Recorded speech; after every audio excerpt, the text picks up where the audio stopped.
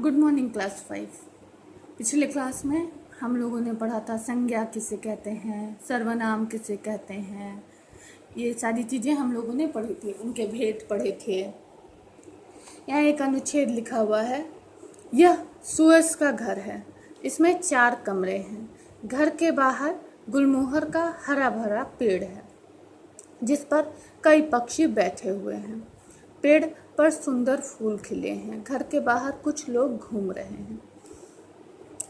ये पूरे अनुच्छेद में हम लोगों ने पढ़ा, यह सुएज का घर है। इसमें 4 कमरे हैं। कमरे क्या हुआ? कमरे हो गया संज्ञा। घर के बाहर गुलमोहर का हरा भरा पेड़ है।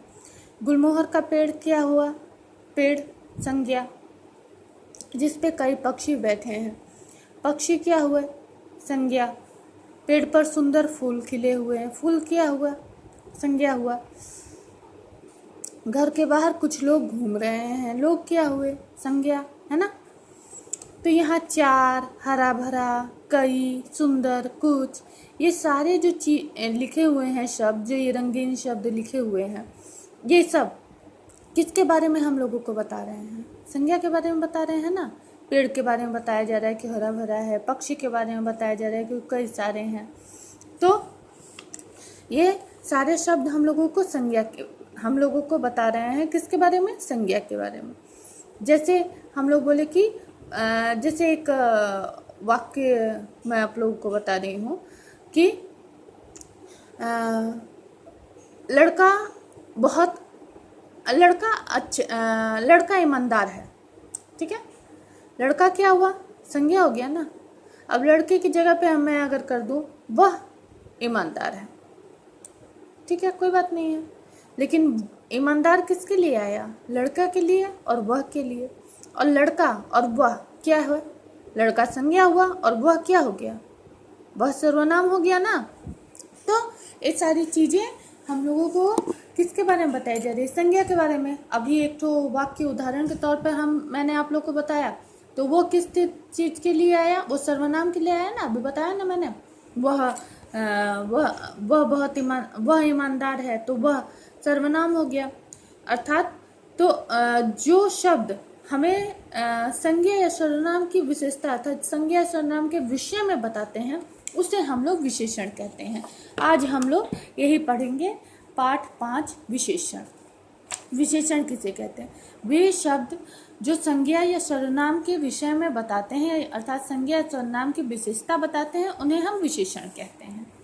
ठीक है, जैसे कुछ विशेषण शब्द दिए हुए हैं, कोमल, नया, गोल, नमकीन, रंगीला, चमकीला, इस तरह से और भी बहुत सारे शब्द दिए हुए हैं। ये सारे शब्द हम लोग कब प्रयोग में लाते हैं? किसी संज्ञा या सर्वनाम के विषय में बताने के लिए ना। हाँ, विशेषण शब्द पहचानने के लिए प्रायः संज्ञा के पहले कैसे या कितना जोड़ा जाता है। उदाहरण के रूप में ऊपर दिए गए वर्णन में आए रंगीन शब्द, यहाँ पर जो रंगीन शब्द दिए हुए हैं ये उदाहरण के लिए दिया हुआ है कि हरा भरा, सुंदर, कई, कुछ, ये सारे शब्द किसके लिए आए हैं? संज्ञा के लिए आए हैं। ये संज्ञा के बारे में बता रहे हैं। अर्थात संज्ञा या सर्वनाम की विशेषता बताने वाले शब्द को विशेषण कहते हैं। विशेषण, जो विशेषता बताई जाती है वो विशेषण हो गया, और जिसके बारे में बताई जाती है वो विशेष्य कहलाता है। अर्थात ऊपर पेड़ विशेष्य हो गया, पक्षी विशेष्य हो गया, अर्थात संज्ञा या सर्वनाम विशेष्य कहलाता है और जो उनके विषय में बताई जाती है वह विशेषण कहलाता है। ठीक है, जैसे ऊपर बताया गया ना 4 कमरे, तो 4 हो गया विशेषण और कमरे हो गया विशेष्य। हरा भरा पेड़, पेड़ हो गया विशेष्य, हरा भरा हो गया विशेष्य। ठीक है, तो अभी हम लोगों ने समझा कि विशेषण किसे कहते हैं। विशेषण के भेद अर्थात विशेषण कितने प्रकार के होते हैं? विशेषण कुल 4 प्रकार के होते हैं, गुणवाचक, संख्यावाचक, परिमाणवाचक और सार्वनामिक विशेषण। गुणवाचक विशेषण किसे कहते हैं? गुण मतलब क्या होता है? गुण मतलब होता है किसी का स्वभाव बताना, कि वह अच्छा है, बुरा है, उसकी अवस्था बताना, बुढ़ा है, बच्चा है, हाँ, और ईमानदार है, लंबा है, नाटा है, ये सारी चीज़ें जो शब्द बताते हैं वह गुणवाचक विशेषण कहलाते हैं।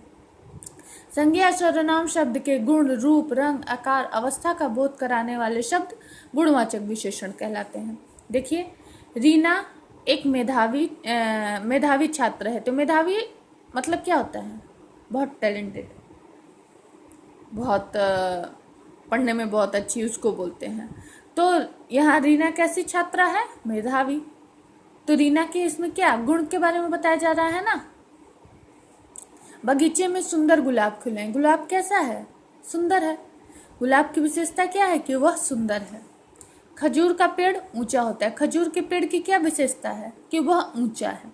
तो यहाँ छोटा, ऊंचा, अच्छा, यहाँ सिर्फ इसमें गुण ही नहीं दोष भी बताए जाते हैं।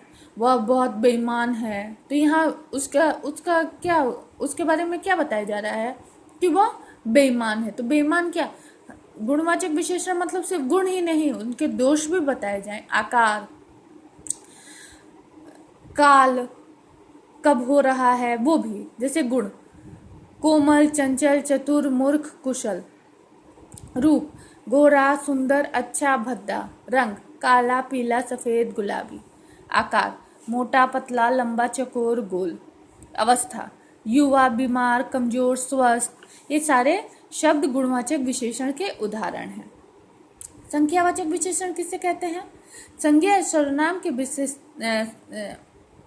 हमें वे शब्द जो हमें बताएं कि संज्ञा या सर्वनाम संख्या में कितने हैं, उसे हम लोग संख्यावाचक विशेषण कहते हैं। इसकी परिभाषा है, संज्ञा या सर्वनाम शब्दों की संख्या संबंधी विशेषता बताने वाले शब्द को संख्यावाचक विशेषण कहते हैं।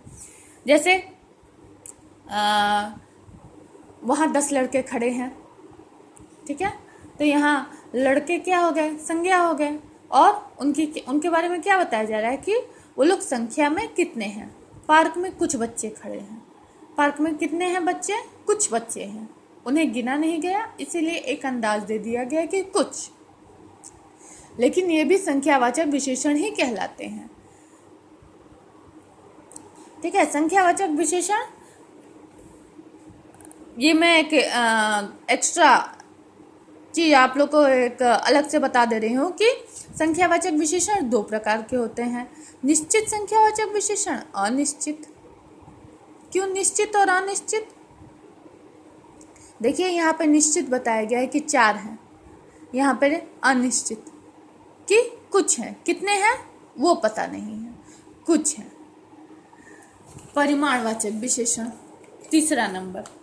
संज्ञा या सर्वनाम शब्दों की माप तौल या मात्रा बताने वाले शब्द परिमाणवाचक विशेषण कहलाते हैं। जिनको हम लोग गिन नहीं सकते हैं, वजन करके बताते हैं, वह परिमाणवाचक विशेषण में आ जाते हैं। जैसे कि चीनी, दूध, पानी, तेल, घी, ये सारी चीज़ें हम लोग गिन नहीं सकते हैं, तो इन्हें हम लोग परिमाणवाचक विशेषण में रखते हैं।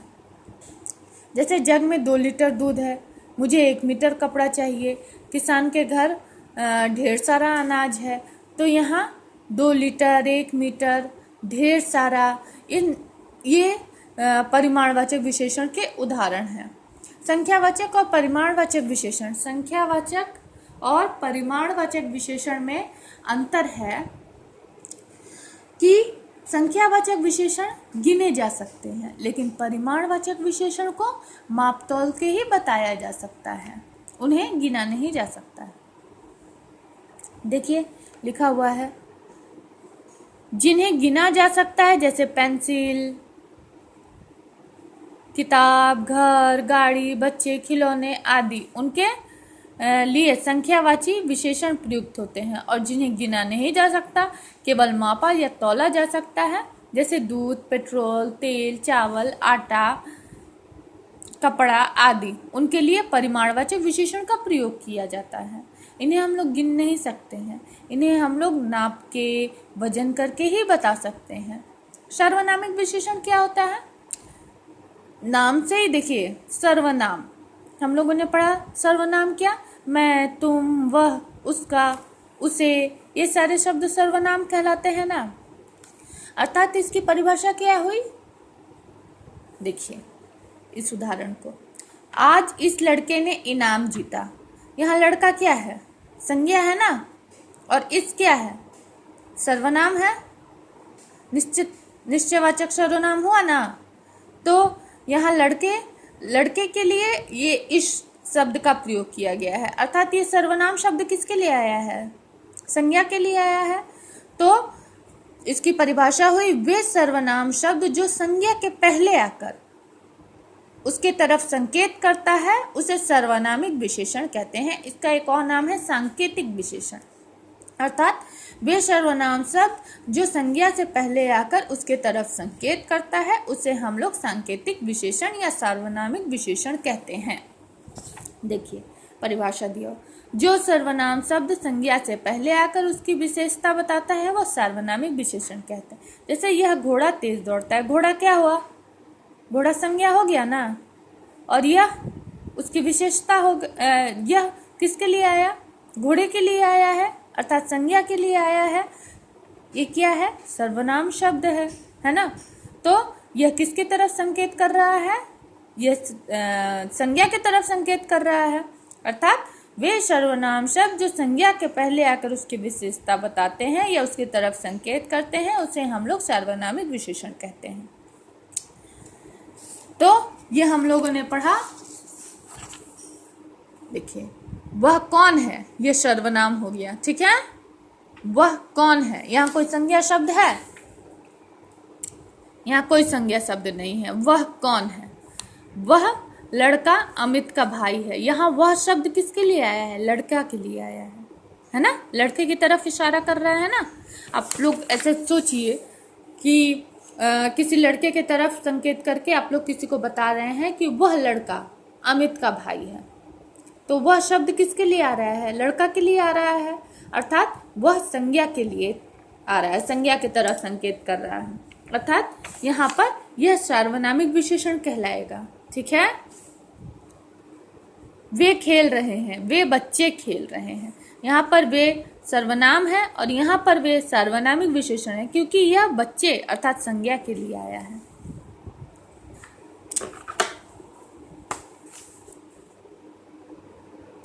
विशेषण बनाना, कुछ शब्द तो मूल रूप से विशेषण होते हैं किंतु कुछ शब्दों में शब्दांश जोड़कर अर्थात प्रत्यय जोड़कर उन्हें विशेषण बनाया जाता है। जैसे प्यास संज्ञा हो गई, उसमें आ का मात्रा लगाकर प्यासा, भूख भूखा या भुक्खड़, देश देशी, दिन दैनिक, मास मासिक, समाज सामाजिक, घर घरेलू, दया दयालु, कृपा कृपालु, ठीक है।